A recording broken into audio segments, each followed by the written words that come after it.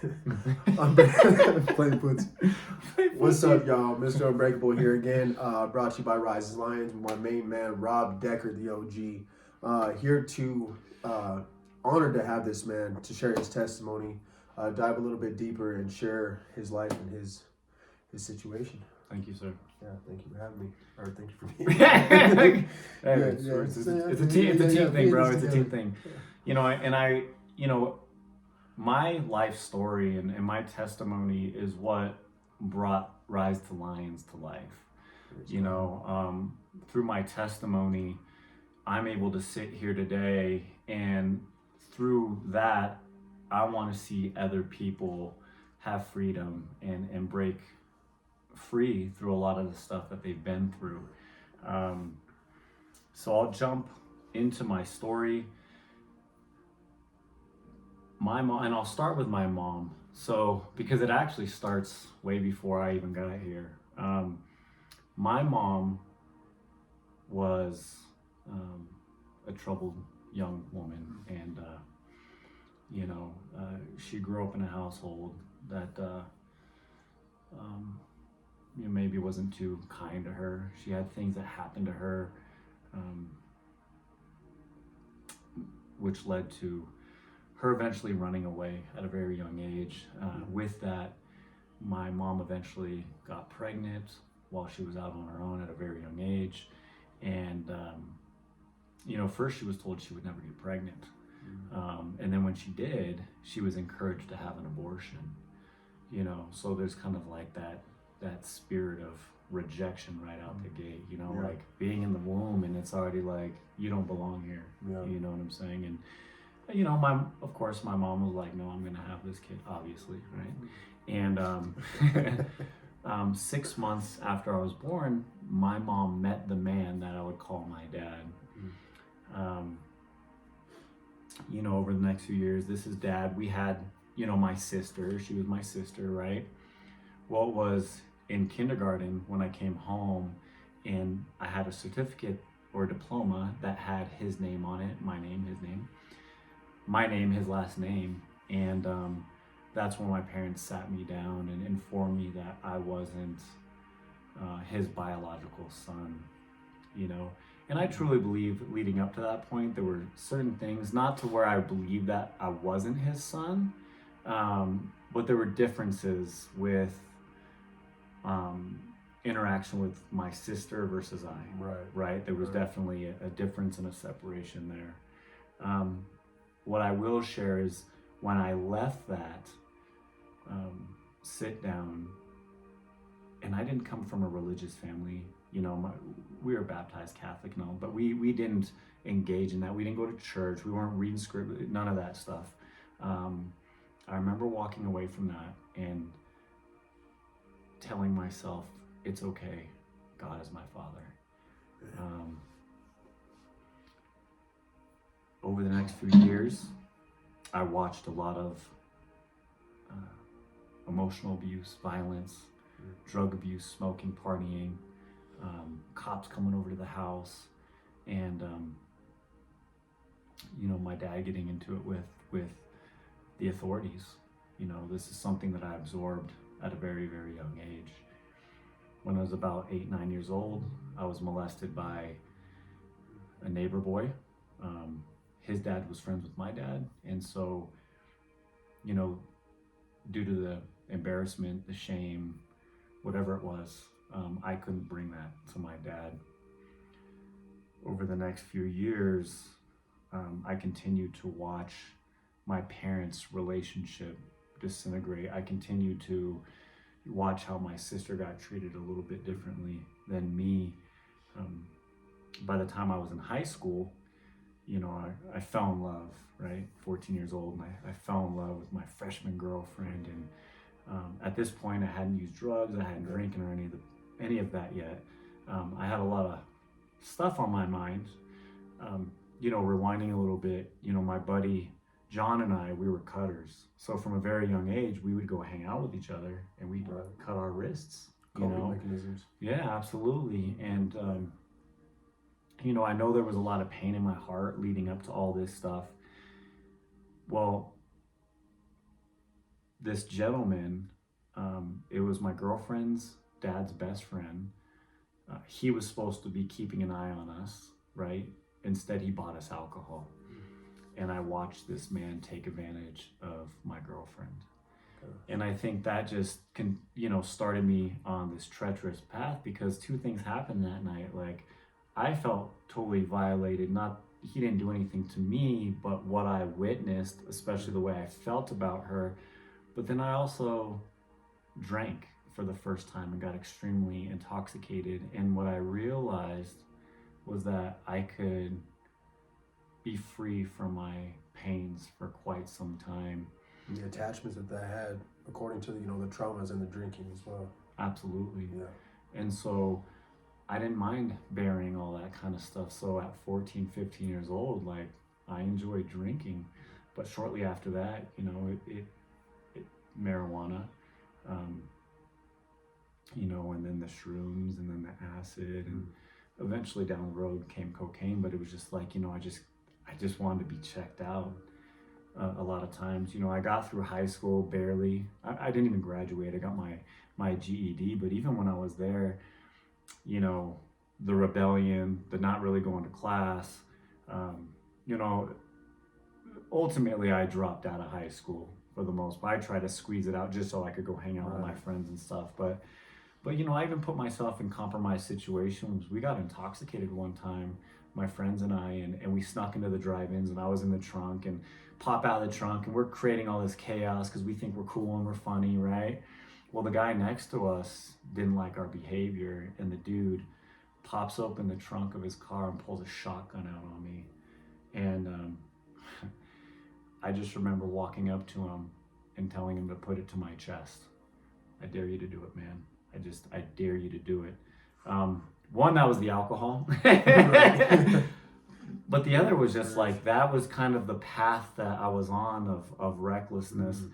The reality is he ended up packing up and leaving. Cops show up, and I end up getting a freaking assault charge on the cops, right? Because, learned behavior. I saw that in my house, and I figured I could challenge the cops when they got there. But that started me on a path of going to jail, juvenile hall, a lot of assault charges. Here's the thing, all those assault charges, never sober, never one time, never once sober.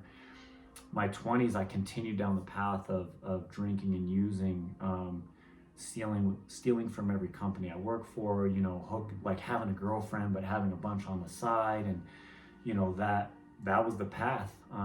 By the time I was 29 years old, I met a young lady, and we started dating, and I knew she had been through a lot of stuff from some of the conversations we had. But, at this point in my life, it was just like, you're messed up, I'm messed up, let's be messed up together. Yeah.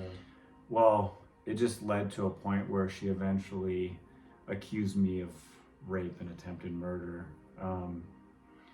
And with that, I was at her house one night, and we had gotten to a discussion. So her and I had been in a previous breakup, and during that breakup, what happened was I went and I started going to church. I went to a Bible study, and what an amazing experience. I was sitting around the table with all these guys. We were in California. It was really hot outside, and we're in this air-conditioned room, and I was on this track of like, I had no job, I was living couch to couch. I was drinking, I was using all the time. I'd lost my girlfriend, and I got invited to this Bible study, and these guys are praying over me, and they asked me if I wanted to receive the Lord. Mm-hmm. And I said, yeah. I mean, what do I have to lose, right? You can't even encompass what happened on the cross or what even that means, right? But you're like, yeah, let's give that a shot. Like, nothing else is.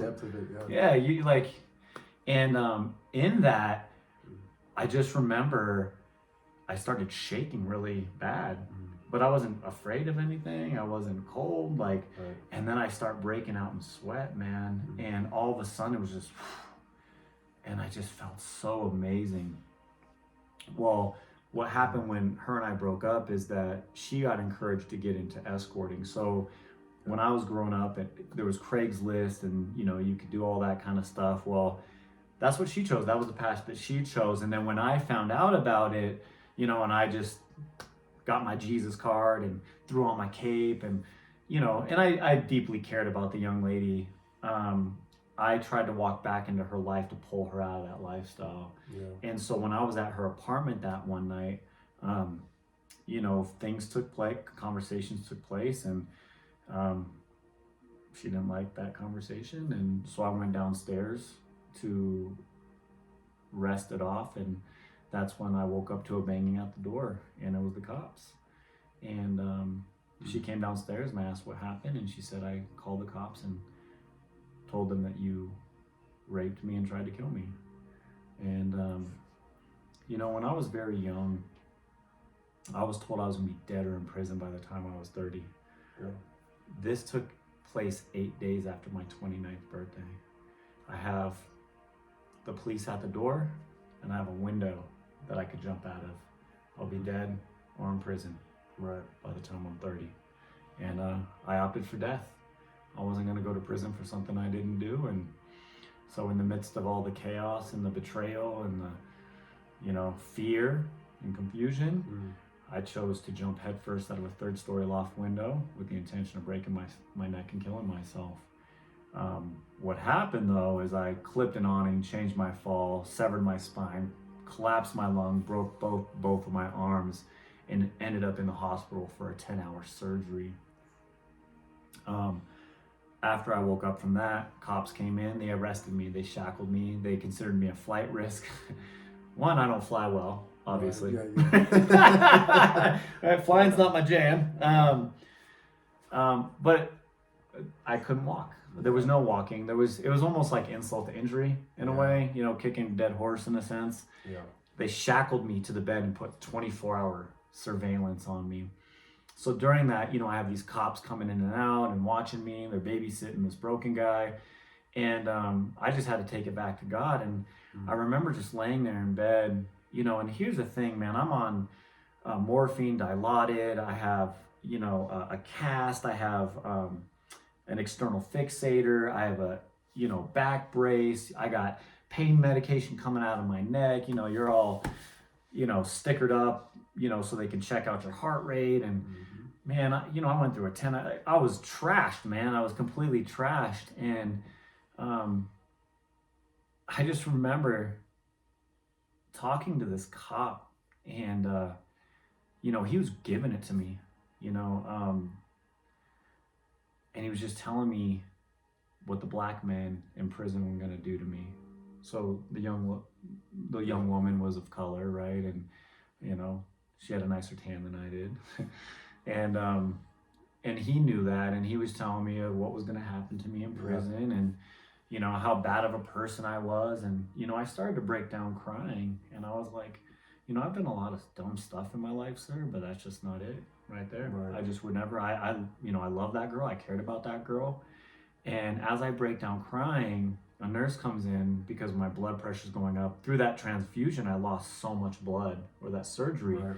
And the transfusions weren't they just weren't working for me. So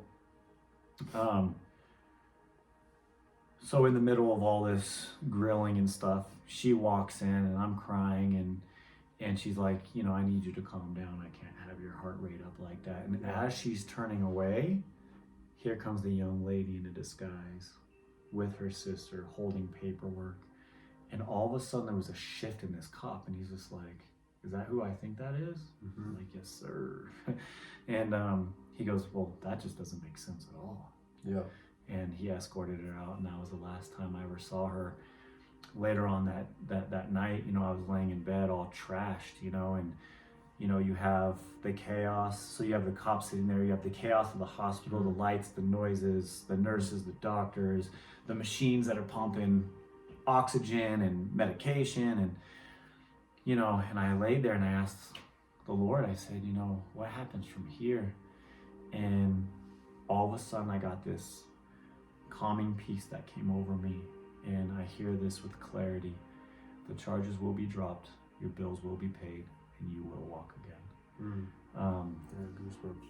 I woke up, all the pain was back, the chaos was back, everything was back. I still had cops watching me, right? There was a shift change. A cop comes in, he goes, hey, Mr. Decker, they're going to drop the charges. You gotta be kidding me. Like, yeah, they're going to come in, they're going to drop the charges. And then a nurse comes in. Hey, I couldn't even sit up in the bed, you know.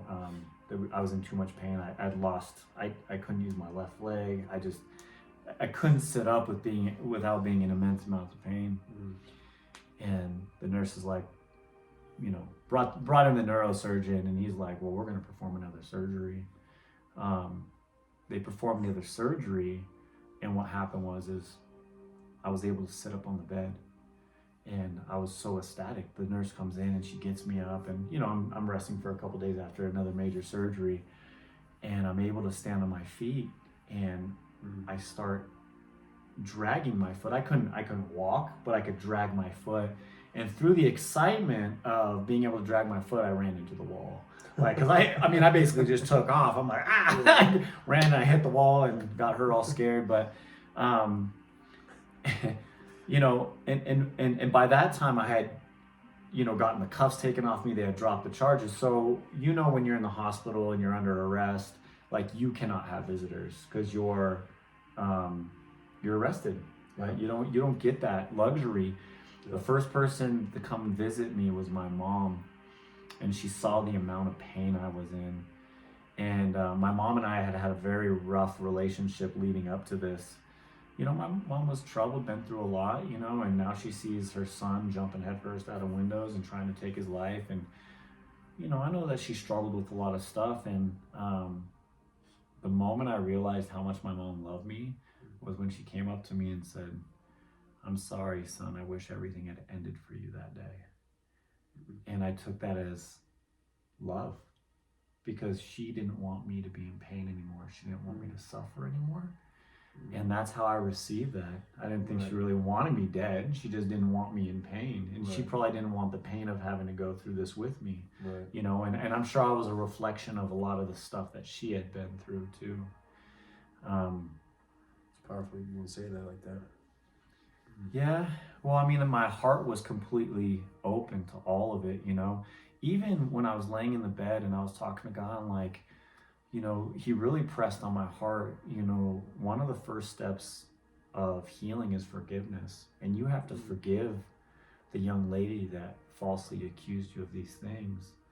And then, you know, he was kind of giving me why she did it. And, you know, through her hurt and her pain and trying to have an upper hand on a situation, it wasn't well thought out, you know. I don't think anyone really understood the intensity or, you know, the trouble that could come along with that, you know.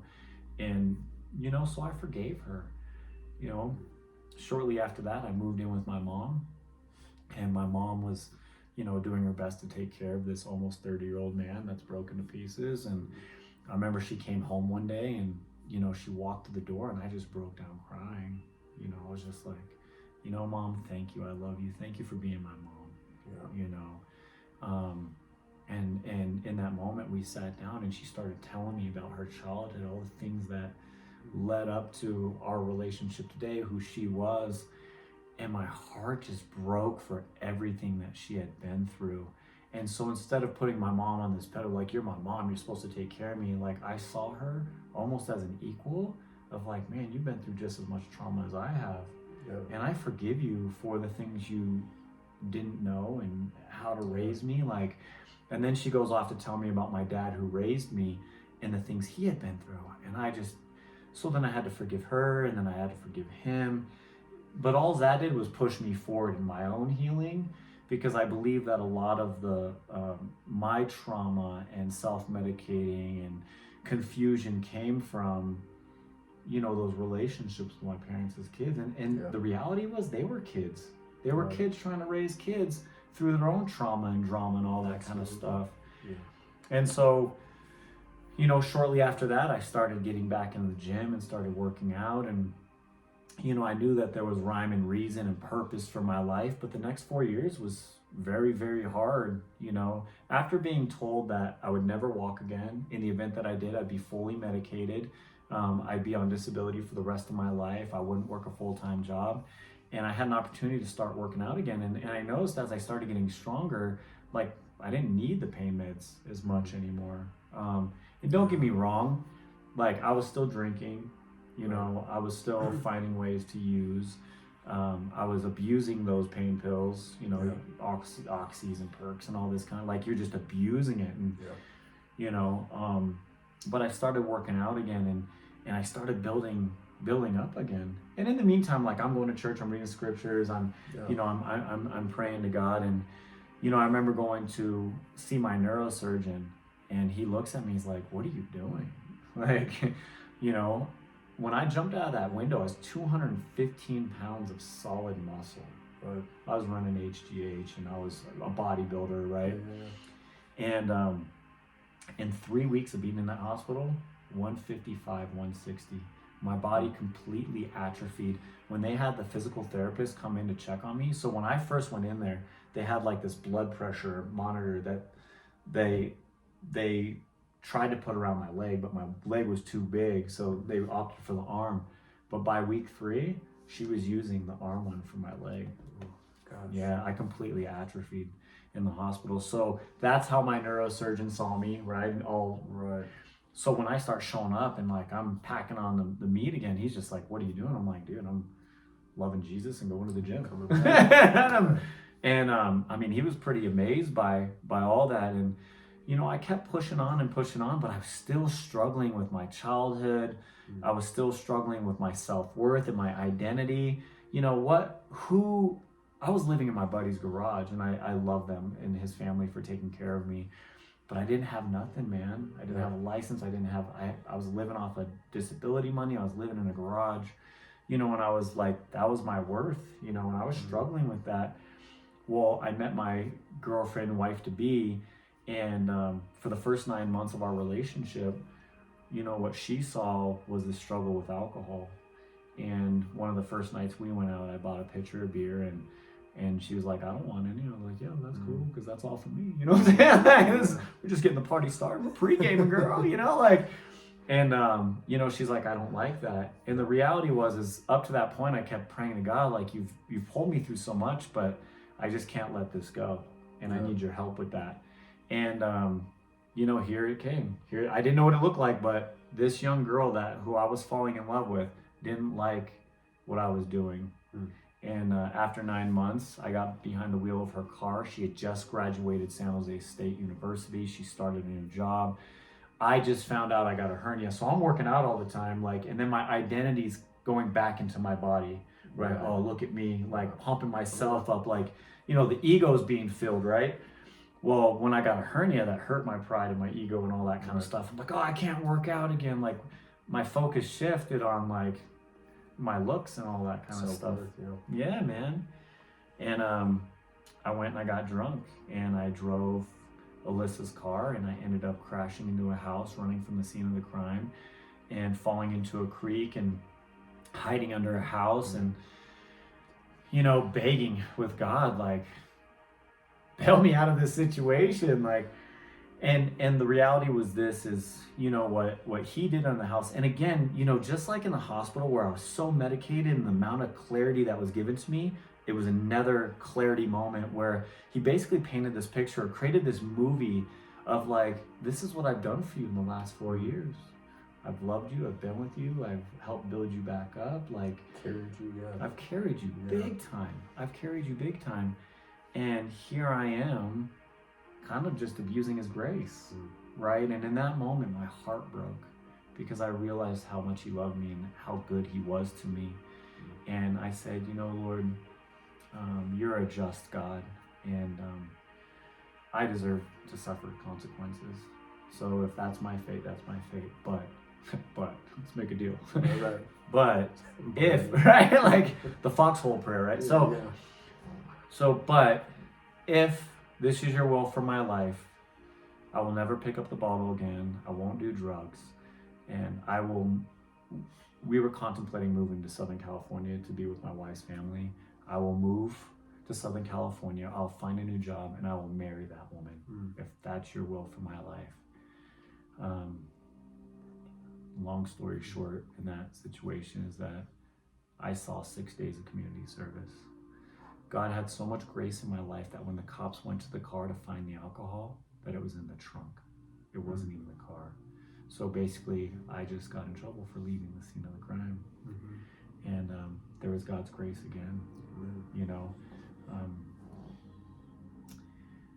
And so at that moment, I decided to dedicate my life to allowing him into my life and to unpack the trauma for me and to go through the aches and the pains and the hurts and the crying and the epiphanies and the revelations of what all that looks like, because now there was a calling on my life to go out into the world and speak life into other people, showing God, a God that loves me and he loves them just as much.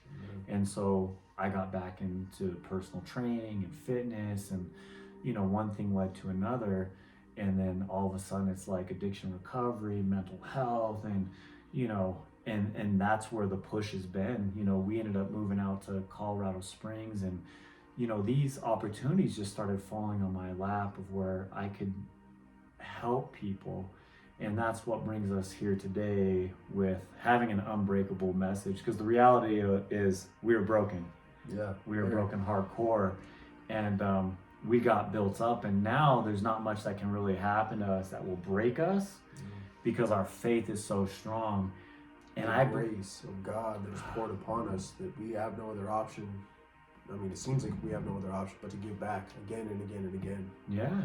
Well, what was given to us, like, you know, when I share sometimes, I express to people, I was always full of charisma, and I was funny and entertaining and very likable. But in the world, I use that for my survival mode. I use that for self-preservation. I would manipulate people, and it was so clean, man. I mean, it was so diabolical at the end of the day. But I would constantly manipulate my way in and out of situations just to get what I want so that I could survive. And I realized the gift wasn't in those actions, but the gift was in those traits that God had given me. So why don't you use what I gave you and go into the world and be a light into darkness? Redirect it. Absolutely. And so ultimately, you know, through everything that we do with the Rises, Lions, Recovery, Rebels, Unbreakable messages, it all glorifies God. You know, that's what we're here to do. And the kingdom. And I know that people are in different places of their journey. You know, like, oh, God doesn't work for me. Well, give God a shot, right? You got to give God a shot, because he works for all of us. Heart. He knows your intent. Intention's key in all of it. 100%. You know how long I've been going to church, and you just don't have people that have a heart for God. They just, it's a checklist, right? They check the box. Well, this is what I did on Sunday, and I went to Bible study, and I'm a good person, and like, it's all about image and self. You know, and even with my initial church experience when I first came to God and I started going to the church, like I met a lot of great people there, and it like fed me early on, and I took what I could. I didn't know theology or doctrine.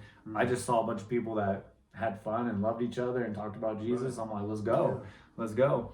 But even within that experience, you know, early on in my healing, I was approached by a worship pastor, and that worship pastor, over the next couple of years, you know, would buy and do things for me. Ultimately, what happened is he invited me into his home to stay with him, and he had another agenda. And with that being said, you know, because this kind of piggybacks off give God a chance, right? Because what that man did to me and to other people is not a God thing whatsoever. I know that people have been hurt by the church. You know, they've been hurt by people that call themselves Christians. You know, there needs to be fruit in our walk, and that's what I'm trying to give people, the fruit of the transformation that's taken place in me. And so, you know, a lot of times people stay away from the church, they stay away from religion, they stay away from Jesus. Like, you know, people have branded Jesus in their own way. And that's for their own greed, right? Yeah. That's for their own motives and their own desires. Agenda. Yeah, there's an agenda behind a lot of that stuff. We know that religion has been used to control people, but here's the thing, my walk with God has been the most freeing thing It's a ever. relationship. Straight up relationship. You know, and even in our process now, no matter where we're at through our recovery, we've been delivered, we're moving forward, we're helping others, we're meeting people where they're at. You know, we just want to give that back to other people. Service. Because we know that it works. Well, you know, he created us to serve and to give others and to love. Like, you know, I think love has been so tainted where it's like, what's the transaction taking place here? Love is when I'm going to start giving stuff out with nothing in return, no expectation. That's agape love. Selfless, compassionate, reckless. Right. You know, it's not transactional. It's just Yeah. giving with no expectation back. Yeah. You know, and unfortunately, a lot of us grew up and we've been around expectations and this is what it looks like and you do for me. Like, you know, I think that a lot of us even grew up in violence, and then you think that's what love looks like, you know. And the reality is in your home, you know, you're supposed to learn love from that dynamic, and if you don't, you're out there trying to figure it out. Right. What does it look like, right?